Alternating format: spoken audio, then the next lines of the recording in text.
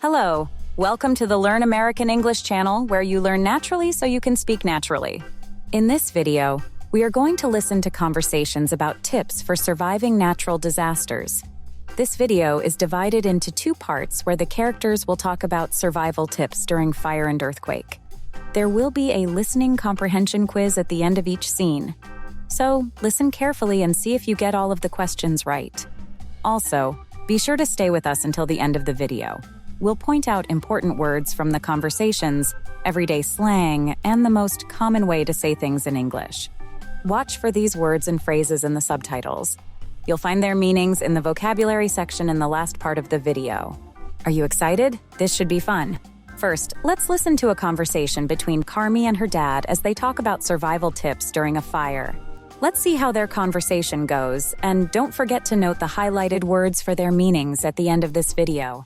Let's dive in.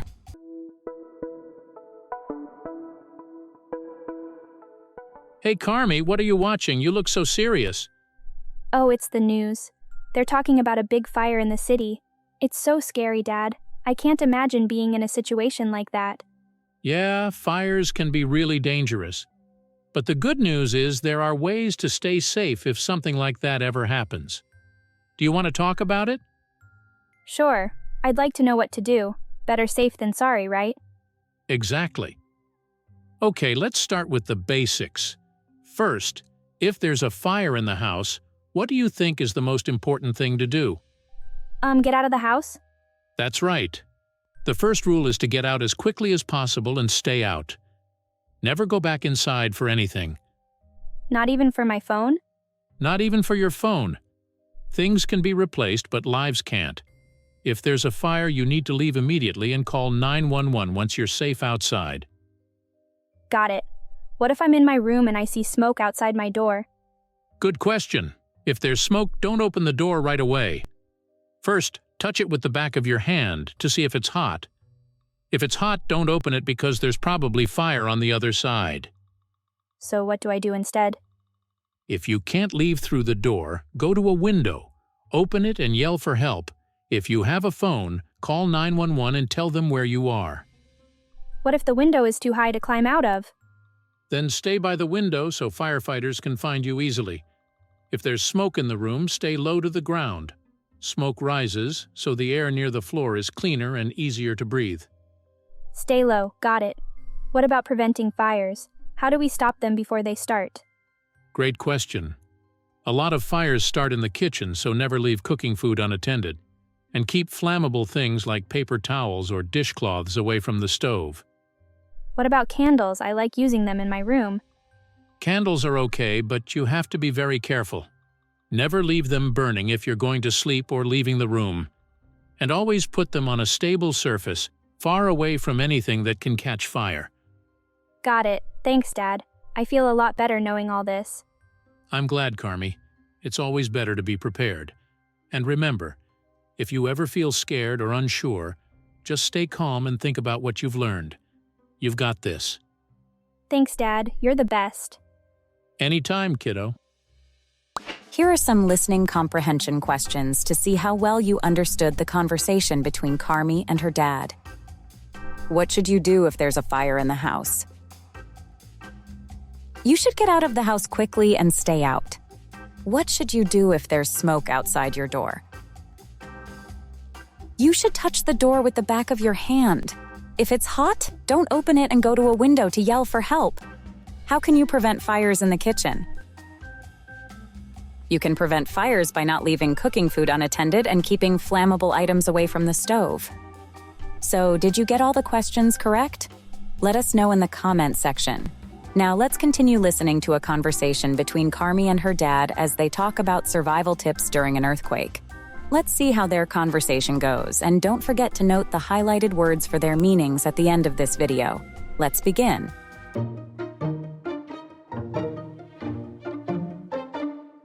Since we're talking about disasters, Dad, and last time I also saw on the news about an earthquake in Japan, how can we survive something like that? It looked so terrifying. That's a great question, Carmi. Earthquakes are no joke and they can happen suddenly, so it's super important to know what to do. Yeah, it's kind of scary to think about, but I want to be prepared, just like with the fire stuff we talked about. That's the spirit. Being prepared is half the battle. So let's start with the basics. If you're indoors when an earthquake happens, what do you think you should do first? Maybe run outside? Not quite. It's actually safer to stay inside. Running out can be dangerous because stuff like glass or bricks could fall from buildings. Oh, I didn't think of that, so what do I do? The golden rule is to drop, cover, and hold on. Drop, cover, and hold on? What does that mean? It means drop to your hands and knees so you don't get knocked over. Cover yourself by getting under a sturdy table or desk. If there's nothing to hide under, protect your head and neck with your arms. Hold on to whatever you're under because it might move during the shaking. What if I'm in my bed? Great question. If you're in bed, stay there. Cover your head with a pillow to protect yourself from anything that might fall, like a lamp or picture frame. What if I'm outside? If you're outside, move away from buildings, trees, and power lines. Anything that could fall.